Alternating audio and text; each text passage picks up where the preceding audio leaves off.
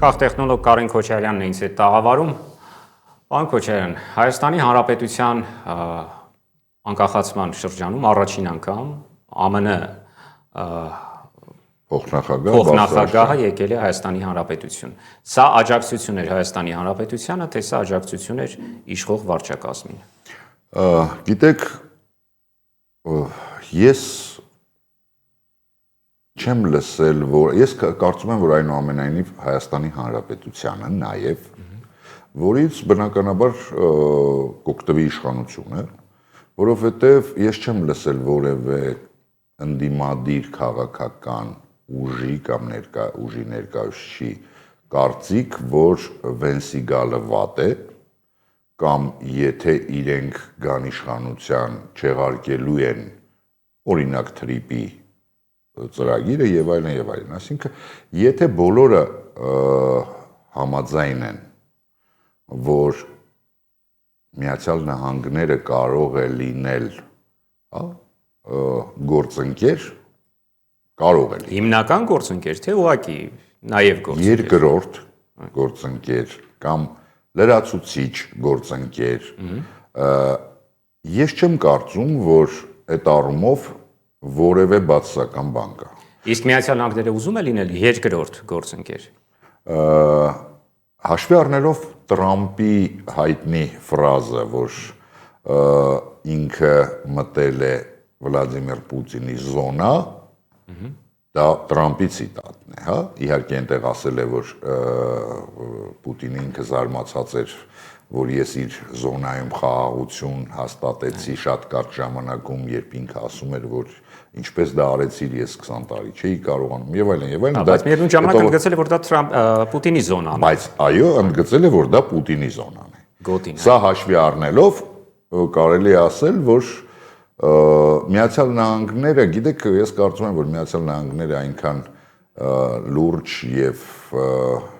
փորձառու խաղացող են աշխարհակաղակական դաշտում, որ շատ լավ հասկանում են, որ եթե իրենք նոր են մտնում այս տարածաշրջան, իսկ Միացյալ Նահանգները այս տարածաշրջանում գրեթե խաղացող չեն եղել, պարզ է, որ իրենք հասկանում են, որ չեն կարող միանգամից դառնալ առաջին խաղացող։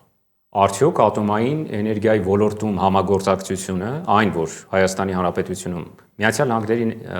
կազմակերպությունն է կառուցելու ատոմակայան, արդեն իսկ չի խոսում աշխարհակաղակական վեկտորի փոփոխության մասին։ Էներգակիրները այդ ոլորտից չեն։ Տեսեք, աշխարհակաղակական իհարկե ավելին ասեմ, եթե որևէ թեև ես Վենսի խոսակցության մեջ որևէ քաղաքական բան չնկատեցի, այնտեղ հիմնականում տնտեսական էր։ Եթե ուշադիր եք նայել, հա, այսինքն փաստացի կարելի է ասել, որ փոխնախագահը Հայաստանի հետ եկել էր տնտեսական համագործակցության ինչ-որ պայմանագրեր կամ նախապայմանագրեր։ Բայց այն ոլորտներում, որտեղ Ռուսաստանը արդեն իսկ ներգրաված է։ Բան չունեմ ասելու, եթե թույլ տաք կվերջացնեմ։ Բայց ինքնին հասկանալի է, որ Միացյալ Նահանգները այստեղ Հայաստանից տնտեսական շատ հասկանալի է, չէ, որ Միացյալ Նահանգների նման տնտեսություն ունեցող երկիրը Հայաստանից դժվար թե որևէ ակնկալիք ունենա տնտեսական։ Իսկ ամերիկացիները, որպես լուրջ բիզնեսմեններ, պարզապես գեղեցիկ աչքերի համար չեն գալու ու, չգիտեմ, կապ չունի ինչքան միլիոններ թե միլիարդներ ներդնեն այստեղ։ Հասկանալի է, որ եթե ունեն, պետք է ունենան շահ։ Եթե դա տնտեսական շահ չի, հետեւաբար դա քաղաքական եւ մասնավորապես աշխարհակաղակական շահն է։ Հասկանալի է, որ դրա մասին չի խոսվել, բայց Վենսի գալու նպատակը դա աշխարհակաղակական իրենց ներկայության ամրապնդումն է այս ռեգիոնում։ Եվ ինչ պիտի վճարի Հայաստանը այս ռեգիոնում Միացյալ Նահանգների շահը թույլ տալու, հանդուրժելու կամ պատուհանը բացելու համար։ Ինչ պետք է վճարի, արդեն ասում եմ, վճարում են նա, որ ոչ այս ռեգիոնում երբևիցե չխաղացած խաղացողը մտնում է ռեգիոն։ Եվ կարծես թե դրա համար գինել է պահանջում 9 միլիարդի մասին է խոսքը, որը մենք պիտի վճարենք պարզվեց, այլ ոչ թե Միացյալ Նահանգները։ Ես կարծում եմ դա ավելի շատ հիմա քիչ առաջ դուք խոսեցիք ատոմային այդ մոդուլային կայանների մասին, մոդուլային կայանների հզորությունը այնքան փոքր է, որ ես կարծում եմ այն չի կառուցվելու Հայաստանի էներգետիկ համակարգի համար։ Այն կառուցվելու է հենց Միացյալ Նահանգների բիզնեսի ներդրմանն ապահովելու, որովհետև այն ինչ որ խոսքը գնում է Nvidia-ի մասին։ Եթե դա իրականանա, այնտեղ սարսափելի քանակությամբ էներգիա է պետք այդ ծրագիրն իրականացնելու համար։ Եվ մոդուլային այդ կայանը ես կարծում եմ հիմնականում ապահովելու է հենց իրենց այդ բիզնեսի էներգետիկ սպասարկումը։ Իսկ ինչու այդ դեպքում ներկայացվեց իբրև Հայաստանի Հանրապետությանը ծառայող մի կառույց։ Ես չգիտեմ ինչու այդ արդեն հարցը ինձ չպետք է ուղղել, բայց դա Հայաստանում չի այլևս։ Դա իմ կարծիքն է։ Կարող է ես սխալվում եմ, որովհետև բայց քանի որ նորից եմ կրկնում, խոսքը մոդուլային ատոմակայանների մասին է, որոնց իդեպ արտադրությունը արդեն եղել է, կա Ռուսաստանում եւ Չինաստանում, իսկ Միացյալ Նահանգներում կարծեք թե սա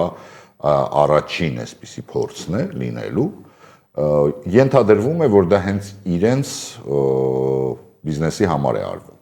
սպասարկելու իրենց բիզնեսը։ Անօթաչու թռչող սարքերի գնումը Միացյալ Նահանգներից ինչ կոնտեքստի մեջ դիտարկենք, ինչ համատեքստի մեջ դիտարկենք։ Այն համատեքստի մեջ, որ հապկի հետ հարաբերությունները սառեցված են եւ ահա Միացյալ Նահանգները մեծ դրափոխարեն վաճառում է Միացյալ Նահանգների արտադրության դրոններ։ Դե գիտեք, այստեղ արդեն եթե լինենք շատ ազնիվ, պետք է ասենք, որ այստեղ խնդիրը ինչի, որ հապկի հետ սառացրել են։ Խնդիրը նա էր, որ այնուամենայնիվ երկար ժամանակ չէին կարողանում գնել զենք։ Իհարկե ինձ համար դա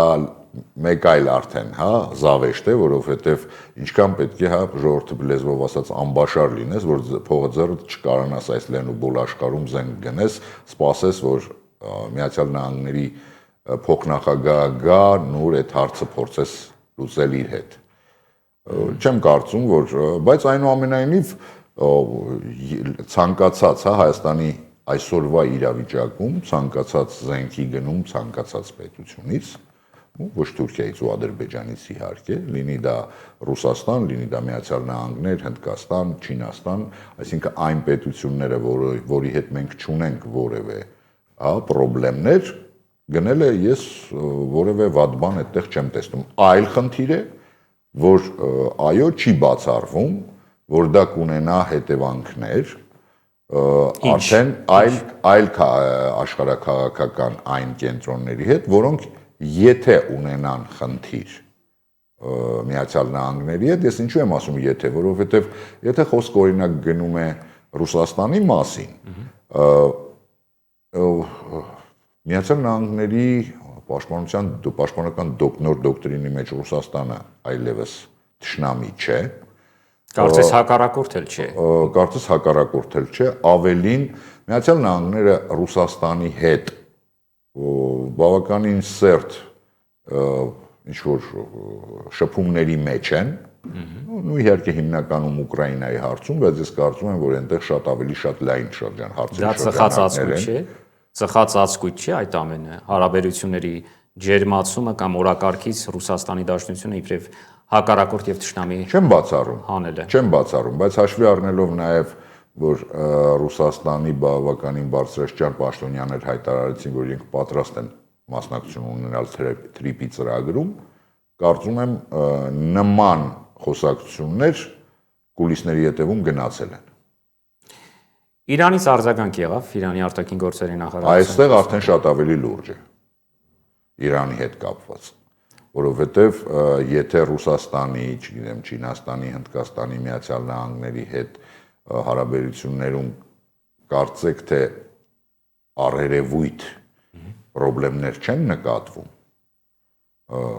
ապա Իրանի հետ կապված, որի անմիջական հարևանն ենք մենք,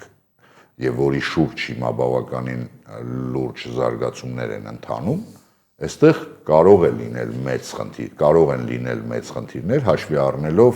Իրանի վերջին շրջանում հաճախակիացած հայտարարություններ, այդ թվում նաև հիշում ենք մեկ ամիս առաջ Իրանի դեսպանի հայտարարությունը Հայաստանում Այո։ Դեսպանի Բավականին կոշտ։ Բավականին կոշտ,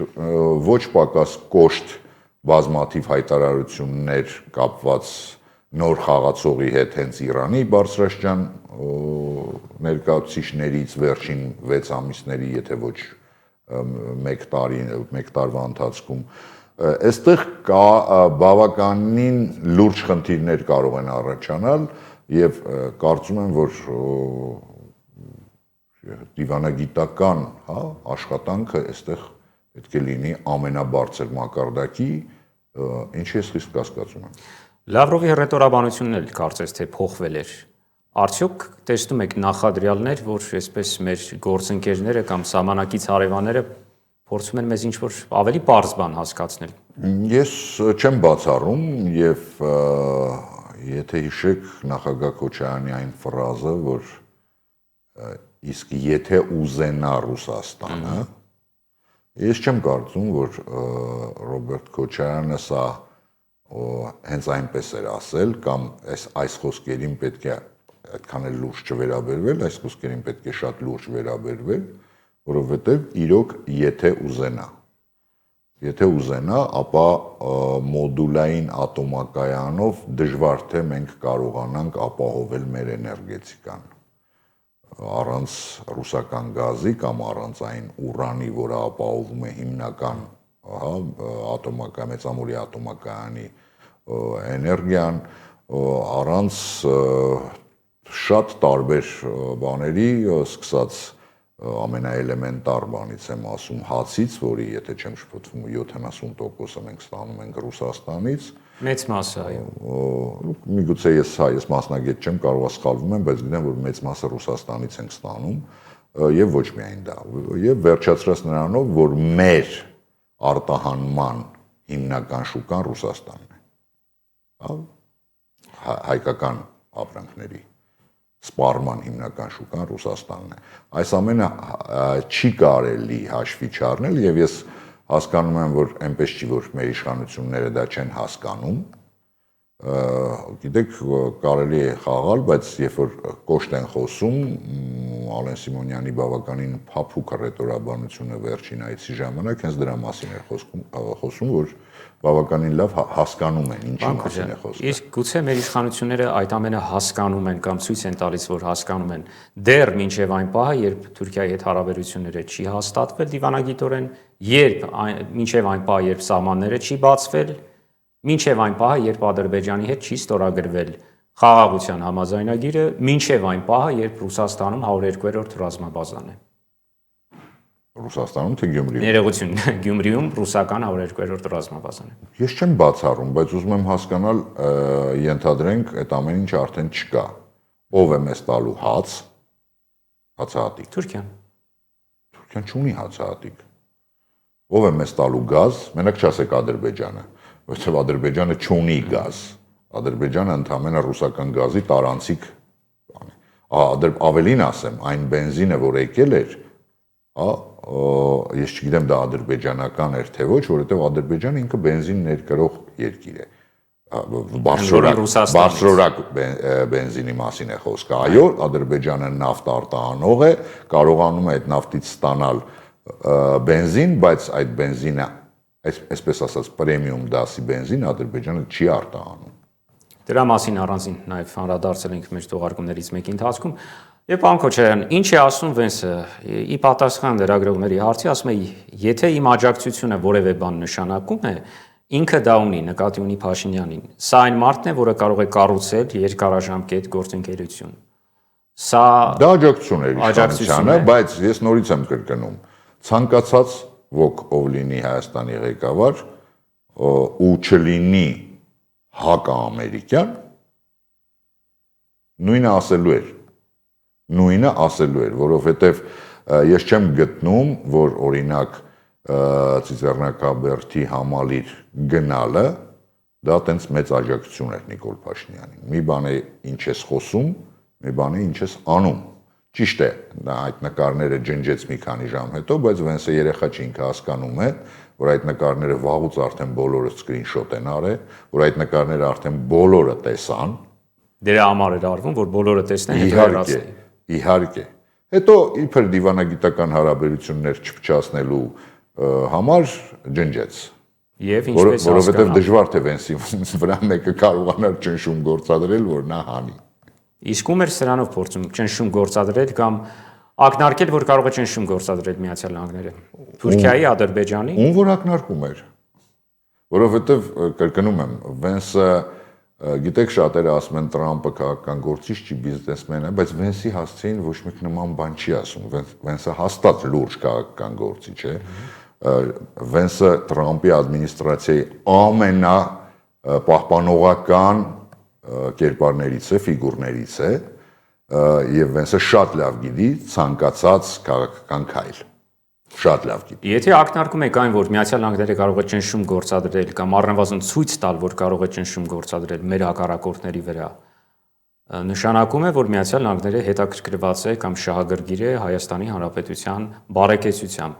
անվտանգությամբ նաև այս տվյալ պարագայում, ապա ինչու նույն Միացյալ Նահանգները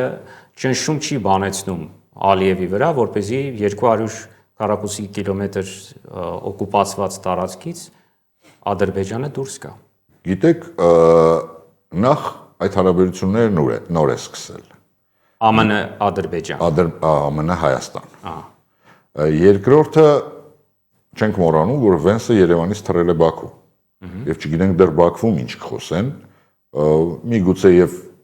չտանել այդ ամեն ինչը, բայց ես կարծում եմ, որ գոնե ռազմագերիների մասին հաստատ եթե ոչ հանրայինորեն, ապա կուլիսներում խոսացվելու է։ Եվ ես չեմ բացառում, որ